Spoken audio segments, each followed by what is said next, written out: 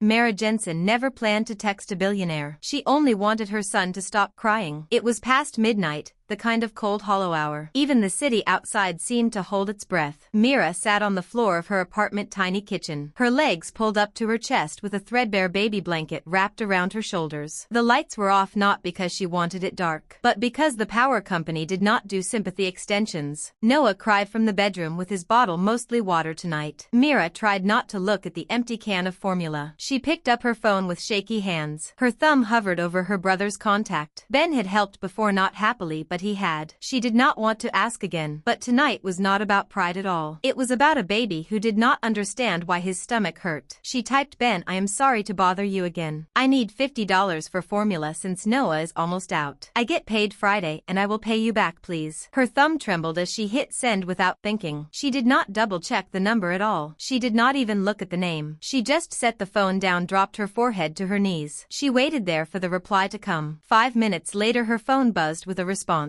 I think you meant to send that to someone else. Mira blinked, sat up, grabbed the phone and stared in horror. One wrong digit had sent it to a stranger. Her stomach dropped as she typed back quickly. I am so sorry, please ignore that wrong number. She locked the screen, tossed the phone aside. She pulled the blanket tighter around her body. Another failure added to the pile of her problems. 3 blocks away on the top floor of a penthouse, Jackson Albright stared at the message on his private phone. He never gave this number out to anyone. No press, no assistants, only family members. And that list had gotten shorter every year. The text was not spam or a scam. It was raw and real in his view. He looked at the message again, reading between the lines. Noah is almost out and I get paid Friday. It was not just a request. It was a mother negotiating with her own dignity. You should have ignored it. Most nights he would have. Instead he typed back a simple question. Is your baby going to be okay? Mira stared at the message in surprise. What kind of stranger follows up like that? Her first instinct was to block him immediately, but something about the question made her pause. We will manage, she wrote back simply. Sorry again for the mistake. I can help, came the reply. No strings attached at all. She scoffed aloud at the offer. Thanks, but I do not take money from strangers. Smart policy, he replied. I am Jackson now. I am not a stranger anymore to you. She did not reply to that message. She rocked Noah back to sleep quietly. She cried quietly with the grief of being broke. And then she did something she never thought she would do. She sent him her Venmo account information. 3 seconds later her phone buzzed with a notification. $5,000 received from Jackson Albright. Mira sat frozen, blinking twice at the screen. She opened the app, checked again to confirm. $5,000, this is too much money. She typed, I only needed $50. It is already yours with no catch at all. One less thing for you to worry about now. She did not cry when she got laid off. She did not cry when they repossessed her car. She did not cry when Noah's father ghosted her. But this broke her completely in that moment. Her hands shook as she typed, thank you. I do not even know what to say. You do not have to say anything, he replied. Just take care of Noah for me. And then she noticed it suddenly. She never told him her son's name before. Mira could not sleep even after Noah drifted off. She sat wide awake on the edge of her mattress, holding her phone like it might vanish any moment. She reread the transfer screen again and again. $5,000 still there, still real. For a long time she just stared at it, wondering if this was not a scam after all. She opened their chat again, scrolling back to the message. Just take care of Noah, he had said simply. No emoji, no hesitation, just simple certainty. That scared her the most, how certain he seemed. Like this kind of thing was normal for him. She typed something, then deleted it again. Finally she wrote, you did not have to do that. A moment passed, then another with the phone dark. She exhaled slowly, almost relieved he had moved on. The phone buzzed again with his reply. I know I did not have to. I wanted to help you anyway. Across the city Jackson Albright leaned back in his leather chair. He was still in the office late as usual. Not because he had to, but because home felt empty. Not since he shut that thought down long ago. The glass walls reflected the skyline like a cold painting. His phone buzzed again with her question. Why would you help someone like me? You do not even know me at all. He stared at the words longer than he should have. Most people wanted partnerships, investments, or favors from him. This was the first time someone asked honestly why he cared. So he told her the truth, or part of it. Once upon a time someone helped me when they did not have to. I have never forgotten that kindness ever. her. There was a pause, then her reply came. I want to pay you back somehow. His brow lifted at her determination. For what exactly? For the formula and for the kindness. For not ignoring me when you could have. Another beat passed before his next reply. I will figure it out somehow for you. Jackson's jaw clenched slightly at her words. She did not ask for more or hint at needing help. She was still holding her pride with both hands. Even while drowning, he respected that more than expected. So he sent one more message to her. Tell me what kind of formula Noah needs. I want to send more supplies, not just money. Mira hesitated. Only if it is really no strings. I do not do strings, he replied. Strings are for people playing games with others. The next morning Mira woke to a knock on the door. Her heart stopped for a moment in fear. No one ever knocked at her door here. The landlord texted and her neighbors barely looked her way. She pulled on a hoodie and walked to the door quietly. She peeked through the peephole carefully. A delivery truck uniformed driver held 4 massive boxes. What the she thought, opening the door slowly. Delivery for Mira Jensen, he asked. She nodded mutely and signed for the delivery. She opened the boxes one by one on the living room floor, hands trembling with surprise at the contents. Formula diapers, baby wipes, bottles, organic puree packets. Even clothes, the kind you see on Instagram moms. At the very bottom was a small envelope. She opened it slowly with careful hands. He should have what he needs now. Noah deserves better than barely getting by. Jackson. There was no logo, no return address. Just a signature she did not recognize. But she felt a strange, uncertain warmth in her chest. Somewhere between gratitude and deep suspicion. Who was this man and what did he really want from her? Mira did not touch the boxes again for hours. They sat in the corner like a dream she did not want to wake from. Noah had fallen asleep in her arms after a warm bottle. His first full one in 3 days. And she had not moved since then at all. She just sat staring at her son's chest rising and falling, wondering what kind of world she had just stepped into. She was not naive about people doing good deeds. People did not do things like this without a catch. Not without a camera rolling somewhere. But there was no viral video or receipt. Just silence and that name Jackson again. Not exactly a common name in the world. Mira reached for her phone and opened a browser. She hesitated, but she had to know the truth. She typed Jackson Albright into the search. The results loaded faster than she was ready. Jackson Albright, CEO of Helix Core Industries. Net worth $11.8 billion.